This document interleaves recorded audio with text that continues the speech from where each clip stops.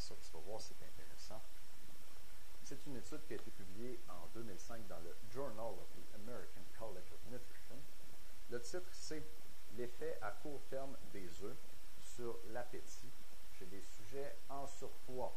Et donc, c'est en anglais, je te le traduis au fur et à mesure, mais voilà.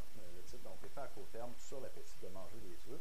Et les sujets dans l'étude, c'était des gens qui avaient du poids en trop, qui voulaient en perdre. Donc, si tu as du poids en trop, ça va bien s'appliquer à toi, puisque c'était des gens comme ça dans l'étude. Il y a 30 femmes qui ont participé à l'étude. C'était toutes des femmes qui avaient un indice de masse corporelle d'au moins 25. Donc ça, c'est le poids santé. Tu as peut-être déjà entendu parler de ça. Au-dessus de 25, ça te place dans la catégorie embonpoint. Et au-dessus de 30, ça te place dans la catégorie obésité. Alors, si tu es au-dessus de 25, d'une manière générale, on va dire que tu es en surpoids. Donc, toutes les participantes à l'étude ici, là, les 30, c'était des femmes qui avaient un surpoids, donc, qui faisaient de l'embonpoint ou qui étaient obèses. Les femmes avaient entre 25 et 60 ans. Et elles ont mangé 2 déjeuners différents. Toutes ces femmes-là ont mangé 2 déjeuners différents dans un devis qu'on appelle Crossover Design Study. C'est-à-dire que les femmes ont commencé par manger le premier déjeuner, et après ça, on leur a fait manger le deuxième déjeuner. Donc, elles ont fait un crossover dans l'autre condition expérimentale. Et tout ça a été fait au hasard. Donc, l'ordre dans lequel ces femmes-là allaient faire les 2 traitements expérimentaux, le déjeuner avec les œufs et l'autre déjeuner, ça a été fait au hasard. Donc, c'est une bonne pratique, une bonne idée de faire les choses au hasard dans les études scientifiques pour ne pas influencer nous-mêmes les résultats. On veut mettre du hasard là-dedans pour obtenir des résultats plus valides. Donc, c'est un indice que la méthodologie dans l'étude ici est bonne. Et dans l'ensemble de tout ce que j'ai vu pour les autres points de méthodologie, je ne parlerai pas de tous les points, mais je suis assez familier avec la recherche parce que je suis en train de faire un doctorat en santé publique et je peux te dire que ça me semble être une très bonne étude. En tout cas, il ne faut pas nous dire. Alors, comment ça marchait dans l'étude? Qu'est-ce qu'elles faisaient, ces 30 femmes-là? Elles commençaient par jeûner pendant 1 nuit. Okay, donc, elles se levaient le matin, pas manger la nuit, c'était pas levé pour aller manger une collation. Elles se levaient le matin, on appelle ça un overnight fast. Donc, le jeûne normal du matin.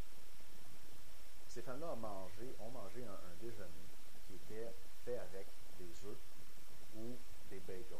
C'est bon, des bagels pour déjeuner. On va voir dans l'étude que c'est peut-être moins bon que des œufs. Elles prenaient leur déjeuner, et puis 3h30 plus tard, elles prenaient leur dîner. Ça a de l'allure, là. Si tu déjeunes à 8h30, c'est comme si tu dînais à midi. Et donc, ça, c'est standard. Au dîner, les chercheurs ont pesé et ont mesuré tout ce que les femmes ont mangé. Les chercheurs ont aussi fait remplir des questionnaires sur la satiété, sur la sensation de faim à tous les participants. Et les chercheurs ont demandé aux participants de remplir un journal, de tenir un journal alimentaire pour 36 heures après le déjeuner. Donc, je résume, là, dans l'étude, les femmes, elles mangeaient un déjeuner fourni par les chercheurs avec des œufs ou des bagels. Et les 2 déjeuners étaient comparables sur le point des calories. Donc, on dit qu'ils étaient isocaloriques, donc comparables sur le point de calories. C'est pas une question de calories ici. Et on entend ça souvent, il faut que tu manges moins de calories. Pour perdre du poids, il faut que tu manges moins de calories que tu en dépenses. Ben, ici, il en mange autant de calories. OK, donc la différence, c'est pas les calories. Il en mangeait autant de calories, mais il ne mangeait pas la même chose. Il mangeait des œufs ou des bagels. Fait que, lequel qui est le meilleur pour couper la faim? Les résultats.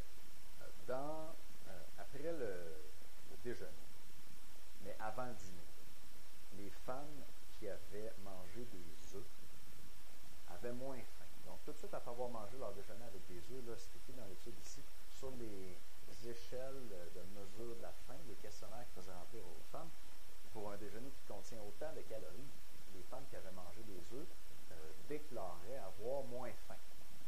C'est déjà une bonne nouvelle.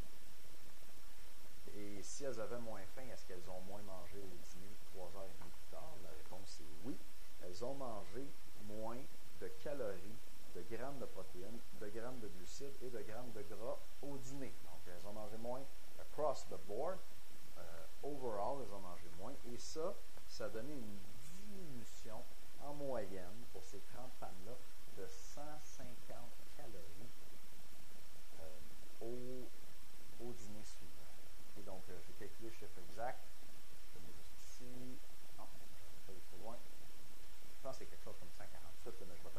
150. 150 calories de moins au dîner, c'est beaucoup. C'est l'équivalent de 2 toasts. C'est comme si ces femmes-là elles mangeaient 2 toasts de moins, ou c'est comme si les femmes qui avaient mangé les bagels pour déjeuner, ils mangeaient 2 toasts de plus au dîner. Qu'est-ce que tu en penses? Je te donne 2 déjeuners identiques sur le point des calories.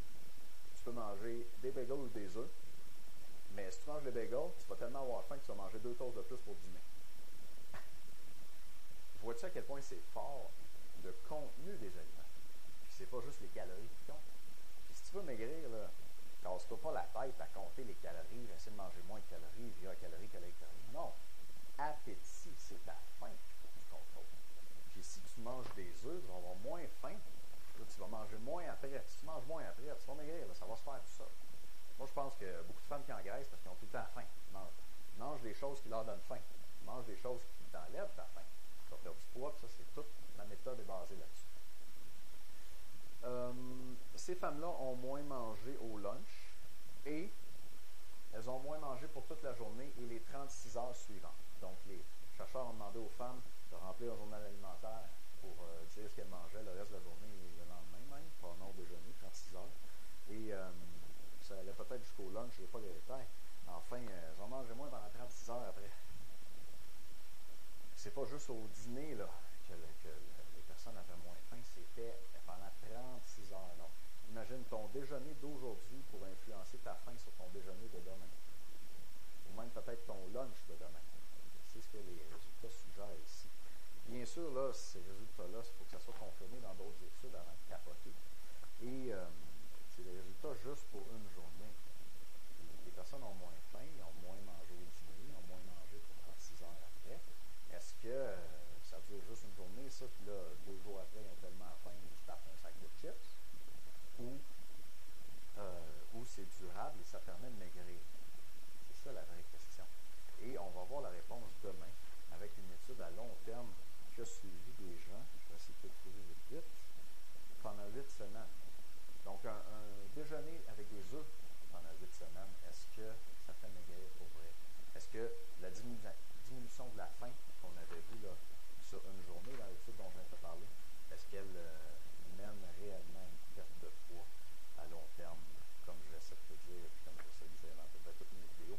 On va voir ça dans la vidéo de demain. Très hâte de te montrer ça. En attendant, si tu veux une recette de déjeuner que tu peux manger à volonté pour maigrir d'à peu près 1 livre par semaine, tu peux en recevoir une gratuitement. Tu as juste à t'abonner pour recevoir mes courriels. C'est gratuit, les courriels. Tu peux faire ça sur mon site web maigrirsansavorfaim.com. Et j'ai aussi des livres de recettes. Si tu as envie d'avoir 29 recettes que tu peux manger à volonté au déjeuner pour perdre environ 1 livre par semaine. Tous des aliments bourrins qui t'enlèvent ta faim, comme les œufs dont on vient de parler. Jette un coup d'œil, j'ai un livre là-dessus, il est en spécial cette semaine, tu peux l'avoir 50% du prix. Merci beaucoup d'écouter mes vidéos. On se reparle demain avec l'étude scientifique